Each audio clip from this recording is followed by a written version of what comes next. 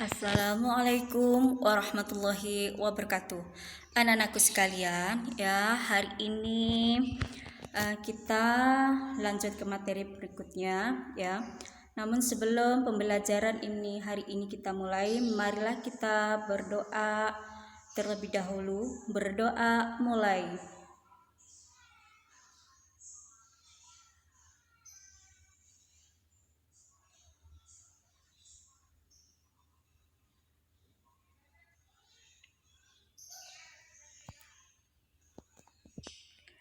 Selamat datang di channel YouTube pembelajaran Asmawati.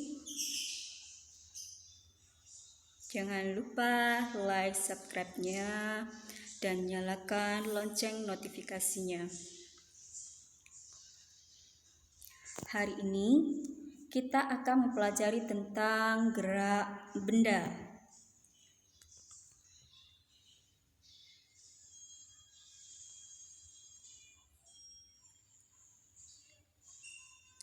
Setelah kalian mendengar kata gerak, kira-kira apa yang terlintas dalam pikiran atau benak kita? Ya, padahal dalam kehidupan sehari-hari ini kita tidak terlepas dari gerak, dari mulai kita bangun tidur sampai kita mau tidur kembali, kita itu selalu melakukan gerak atau yang sering kita sebut dengan aktivitas, ya.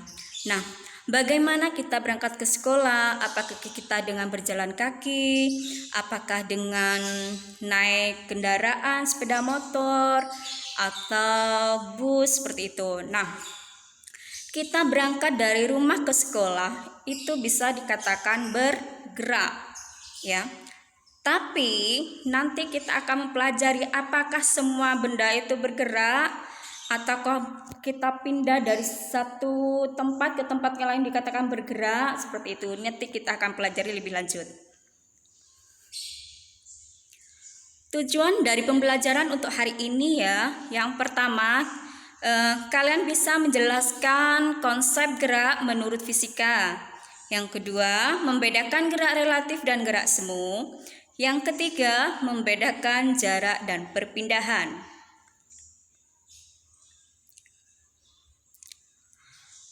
Gerak dalam ilmu fisika itu ada konsep tersendiri. Yang pertama adalah benda dikatakan bergerak jika kedudukannya berubah terhadap benda lain. Yang kedua, benda dikatakan diam jika kedudukannya tidak mengalami perubahan atau tetap terhadap benda lain. Gerak mempunyai sifat relatif, artinya benda dikatakan bergerak tergantung pada titik acuan yang digunakan.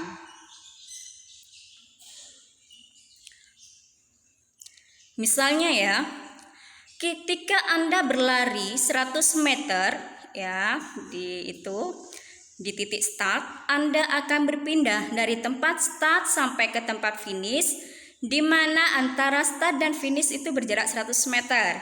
Nah, nanti gambar ini akan bergerak dari start ke finish atau ke ini, ya. Di mana kita bergerak atau pindah seperti itu. Karena apa? Karena kedudukannya berubah. Jadi apa itu kedudukan?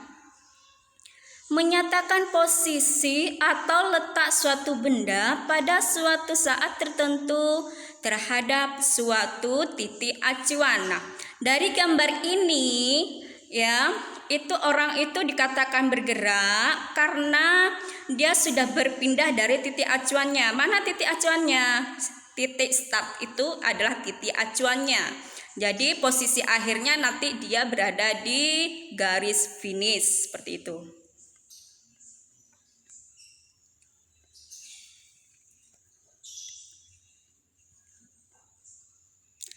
Jadi, gerak adalah perubahan posisi atau kedudukan suatu benda terhadap titik acuan tertentu, ya. Benda dikatakan bergerak apabila kedudukannya itu berubah terhadap benda lain yang dijadikan sebagai titik acuan. Kita lihat ilustrasi berikut. Di situ ada halte, di mana depan halte itu ada siswa atau anak-anak. Kemudian ada bus sekolah yang lewat, di mana di dalam bus itu ada penumpangnya. Nah, nanti kita lihat, perhatikan ya. Perhatikan dengan seksama ilustrasinya. Busnya bergerak ya, di sana ada penumpang. Nah, nanti kita akan tahu ya, mana yang dikatakan bergerak, manakah yang gerak semu, seperti itu nanti kita akan pelajari. Ternyata gerak ini bersifat relatif. Apa? Seseorang, misalkan dari ilustrasi tadi ya, seseorang yang duduk diam di dalam bus ya, yang sedang bergerak dikatakan tidak bergerak apabila titik acuannya adalah orang yang juga duduk diam di dalam bus. Maksudnya ya, penumpang itu dikatakan tidak bergerak jika titik acuannya adalah penumpang yang sama di dalam bus, karena mereka tidak bergerak, seperti itu. Tetapi jika titik acuannya adalah siswa-siswa yang ada di luar bus atau yang berada di halte, maka penumpang itu dikatakan bergerak, seperti itu.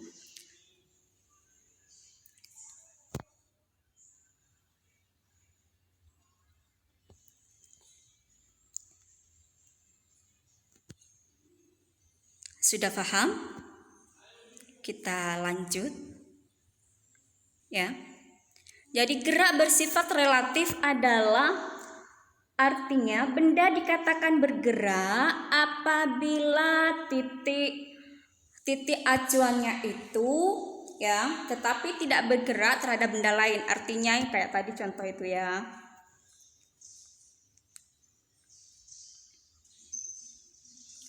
Gerak menurut sifatnya itu ada dua, gerak asli atau gerak sejati, dan yang kedua adalah gerak semu. Apa itu gerak asli atau gerak sejati? Adalah gerak suatu benda yang benar-benar bergerak terhadap suatu titik acuan. Contoh yang pertama, gerak pohon apel yang jatuh dari pohonnya itu. Yang kedua, seorang pemain sepak bola, dia bergerak menendang bola ya menuju gawang. Itu adalah gerak asli atau gerak sejati. Sekarang kita lihat matahari dari mulai dia terbit, kemudian dia terbenam. Ya, kemudian gambar yang kedua adalah bus yang berjalan dan pada sekitarnya ada pohon, seperti itu. Ya. Ini adalah ilustrasi atau contoh dari gerak semu. Kenapa? Karena gerak semu itu ialah gerak suatu benda yang kelihatannya seolah-olah bergerak, tetapi sebenarnya diam. Dari ilustrasi pertama ya, matahari itu seakan-akan bergerak, padahal matahari diam. Tapi yang bergerak adalah bumi kita yang kita tempati. Untuk yang kedua, gambar yang kedua ya, penumpang itu apabila melihat pohon-pohon yang ada di luar, itu seakan-akan pohon itu bergerak menjauhi kendaraan. Padahal yang bergerak adalah kendaraannya, seperti itu. Itu adalah contoh dari gerak semu.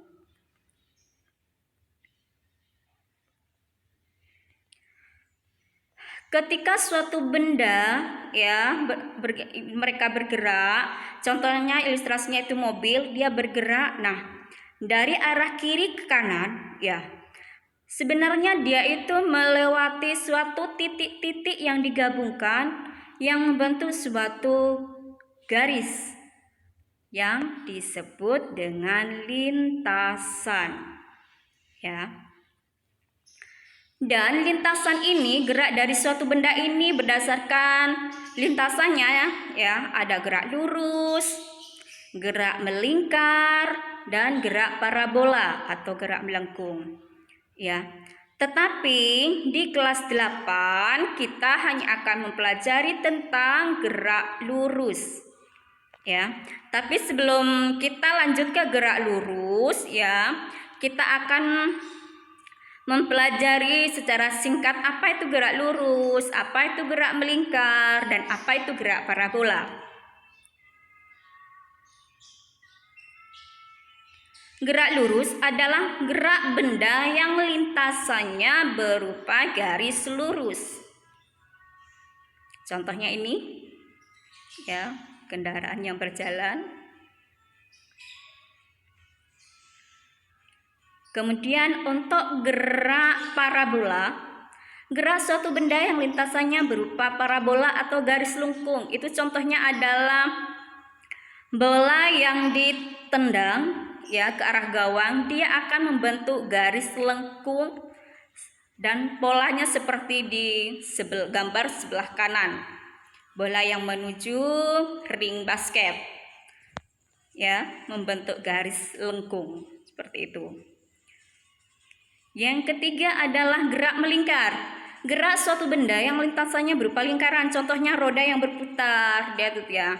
Dan salah satunya lagi adalah gerak jarum jam yang terus berputar membentuk suatu lingkaran, garis lingkaran.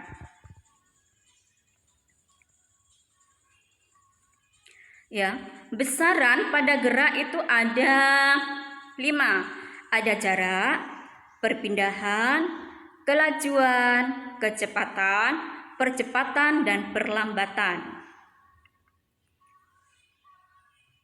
Kita akan mempelajari tentang apa itu jarak, apa itu perpindahan, kita akan bahas satu persatu ya. Kita lihat ilustrasi berikut ya. Ada seorang siswa yang mau berangkat ke sekolah. Dia berangkat dari rumah ke sekolah. Ya, dia berangkat dari rumah ke sekolah, di mana jarak rumah ke sekolah itu 200 meter. Jarak dari rumah ke sekolah 200 meter. Kemudian dia balik lagi atau mau pulang ke rumah, tetapi dia masih mampir ke warung dulu. Nah, di mana jarak dari sekolah ke warung itu sebesar 100 meter. Ya. Nah, nanti kita akan tahu perbedaan antara jarak dan perpindahan. Sekarang kita jarak dulu. Jarak adalah panjang seluruh lintasan yang ditempuh tanpa memperhatikan arah. Artinya semua lintasan yang ditempuh oleh siswa tadi kita hitung. Jadi bagaimana cara penyelesaiannya? Jarak adalah jarak dari rumah ke sekolah ditambah jarak dari sekolah ke warung. Di mana jarak dari rumah ke sekolah 200 meter ditambah jarak sekolah ke warung 100 meter. Jadi bisa diperoleh jaraknya sebesar 300 meter. Udah paham? Kita lanjut ke perpindahan. Ada di mana perbedaannya ini nanti?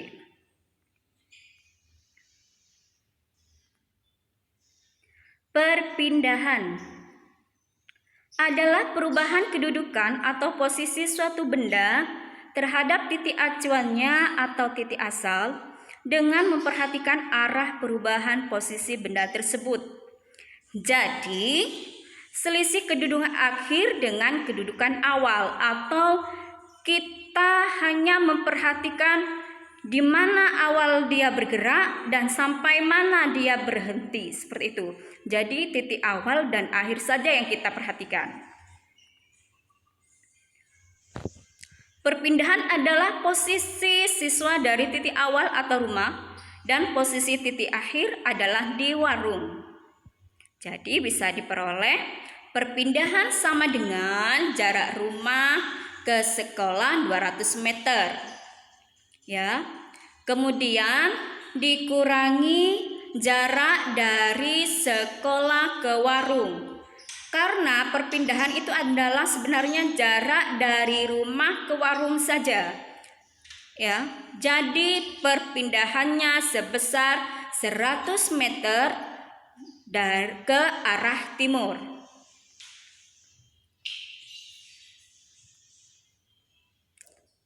Kita ini lagi untuk menambah ini biar lebih jelas lagi. Misalkan seseorang berjalan sejauh 50 meter ke arah timur atau kanan, dan kemudian dia berbalik ke arah barat atau ke kiri dan berjalan menempuh jarak 30 meter.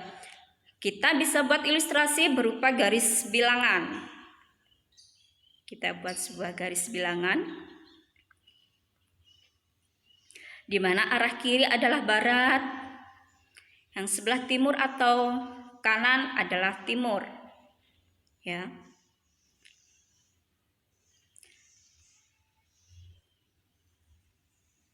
Nah, itu ada seseorang yang berjalan 50 meter ke arah timur. Kemudian dia balik lagi dengan jarak 30 meter. Nah, seperti itu. Jadi, ya, perpindahannya berapa, jaraknya berapa, itu bisa kita lihat. Jaraknya, ya. Jadi, kalau kita mencari jarak adalah 50 meter ditambah 30 meter sama dengan 80 meter. Tapi kalau perpindahan adalah 50 meter itu dikurangi 30 meter sama dengan 20 meter. Arah perpindahannya itu Ibu kasih tanda panah tebal, yang 20 meter itu adalah arah perpindahannya.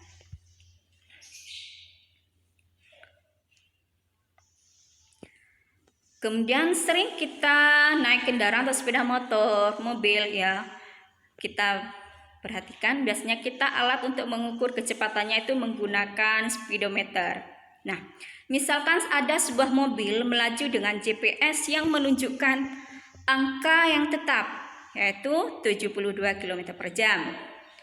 Apakah kamu tahu apa itu artinya?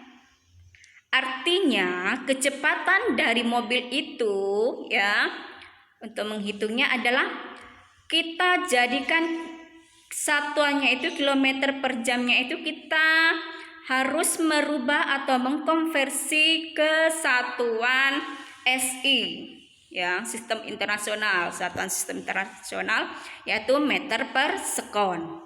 Jadi kita harus merubah dulu kilometernya, kita ganti ke meter. Kilometer ada berapa meter? Kan ada 1000. Jadi 72 dikali 1000 yaitu 72.000. Sedangkan 1 jam ada berapa detik? 1 jam kan ada 3600 detik. Jadi ya, 72.000 meter dibagi 3600 second, berapa hasilnya? 20 meter per sekon. Berarti kecepatan mobil itu melaju sebesar 20 meter per sekon atau per detik.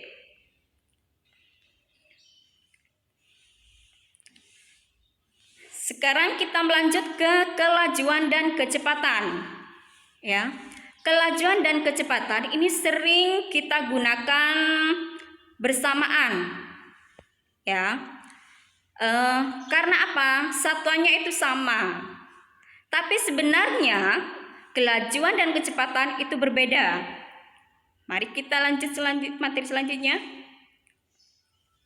Kelajuan adalah jarak yang ditempuh tiap satuan waktu. Jarak, ya. Tadi kan sudah kita bahas jarak itu apa, bagaimana cara memperoleh nilai untuk mendapatkan jarak seperti itu, ya. Jarak kelajuan di sini adalah termasuk besaran skalar. Karena apa? Karena hanya memiliki nilai saja. Rumusnya V sama dengan S per T. V ini kelajuan, S ini adalah jarak, T adalah waktu. Kita lanjut ke kecepatan.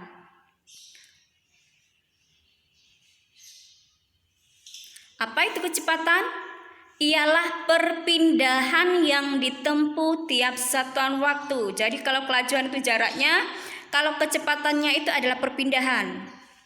Kecepatan termasuk besaran vektor. Karena apa? Karena kecepatan ini memiliki nilai dan arah. Ya. Rumusnya V sama dengan X per T, di mana X itu adalah perpindahan, T adalah waktu. Tapi seringkali di buku itu rumus antara kelajuan dan kecepatan sama. Jadi biasanya ditulis V sama dengan S per T, seperti itu ya.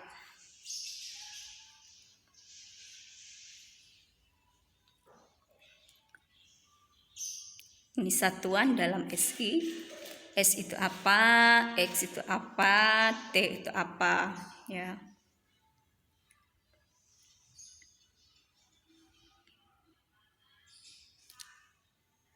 Kita ilustrasi. Seorang siswa berjalan dengan lintasan PQR selama 10 detik seperti gambar berikut. P ya, kita anggap sebagai titik awal. Kemudian dia berjalan ke lintasan Q ke arah utara, ya, di mana jarak antara P ke Q itu sebesar 8 meter. Kemudian siswa itu berbelok arah ke arah kanan atau ke arah timur. Kita sebut dengan titik R dan dia berhenti di sana. Ya, R antara Q dan R ini jaraknya 6 meter. Dan R di sini kita sebut dengan titik akhir.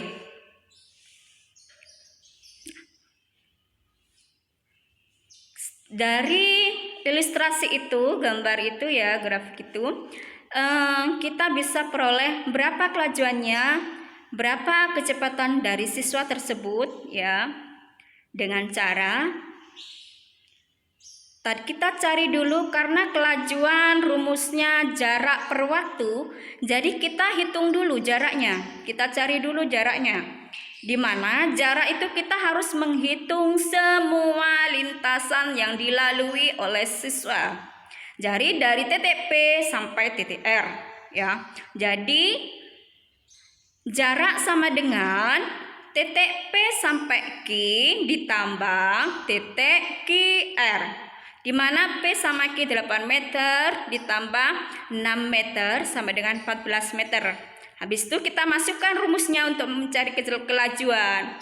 V sama dengan S per T, sama dengan jaraknya ngambil di atasnya itu yang tadi sudah dicari, 14 dibagi 10. Itu 10 itu dapat dari mana? Dari soal 10 detik. Jadi diperoleh 1,4 meter per sekon. Berarti kelajuannya adalah 1,4 meter per sekon. Setelah itu kita cari kecepatannya.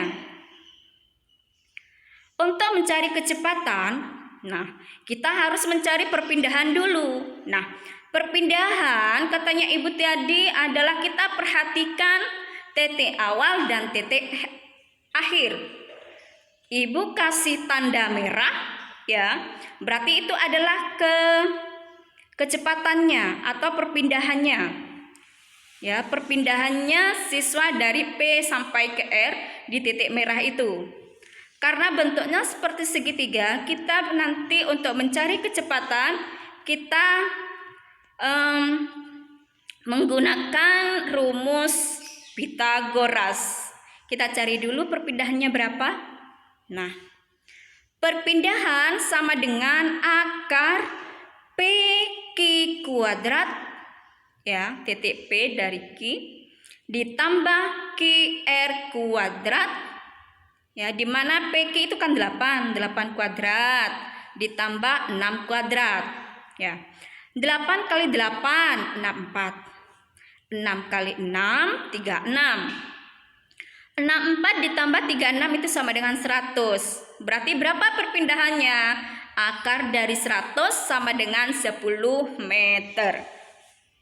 Jadi perpindahannya siswa itu adalah 10 meter. Setelah diketahui perpindahannya, kita cari kecepatannya. Ya, kecepatannya sama dengan X atau perpindahan per waktu. Perpindahannya berapa? 10. Jadi masukkan ke rumus. Waktunya berapa? 10. Jadi hasilnya 10 bagi 10 sama dengan 1 meter per sekon. Jadi kecepatannya sama dengan 1 meter per sekon. Nah, kita bisa lihat kan? Antara kelajuan dan kecepatan ini sebenarnya berbeda. Cuma dalam kehidupan sehari-hari sering kita gunakan dalam konteks yang sama. Kelajuan dan kecepatan rata-rata. Karena apa? Karena kalau kita berjalan atau mobil bergerak, kan tidak mungkin ya kita kecepatannya sama seperti itu. Kan kadang-kadang cepat, kadang agak pelan seperti itu. Nah, dari itu makanya itu bisa dicari berapa kecepatannya, berapa kelajuannya dengan merata-rata. Bagaimana caranya? Ya, kelajuan rata-rata adalah jumlah jarak total atau jarak total ya sama T total. Misalkan ada berapa jaraknya? Ya, jarak pertama, jarak kedua, jarak ketiga dan seterusnya dibagi waktu pertama, waktu kedua seperti itu ya. Terus kecepatannya bagaimana? Sama ya dengan tadi. Kecepatan rata-rata ini adalah perpindahan benda dalam selang waktu tertentu. Jadi rumusnya adalah kecepatan rata-rata sama dengan delta X. Delta ini adalah selisih. Jadi kita lihat X2 min X1. Jadi kalian jangan berpatok, Bu, apakah rumusnya harus seperti ini? Tidak. Yang penting itu adalah X2 ini artinya jarak terakhir. Ya, yang X1 jadi X awal, artinya perpindahan awal. Ya, jadi tidak harus ditulis X2 min X1. Kalian boleh ditulis misalkan X1 min X0, misalkan seperti itu. Ya, atau X akhir dikurangi X awal per T, seperti itu. Ini adalah rumusnya. Jadi tidak harus seperti ini ya, tapi asalkan konsepnya sama. Kecepatan sesaat. Kecepatan rata-rata dengan selang waktu mendekati 0, di mana kecepatan sesaat dalam bentuk limit atau batas. V sama dengan limit delta T 0 delta S per delta T, seperti itu.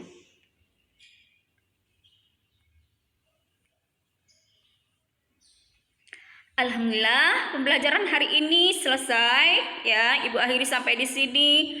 Semoga pembelajaran hari ini membawa berkah bagi kita semua. Semoga menjadi ilmu yang bermanfaat bagi kita semua. Ibu ucapkan terima kasih. Wassalamualaikum warahmatullahi wabarakatuh. Kita jumpa di pertemuan berikutnya.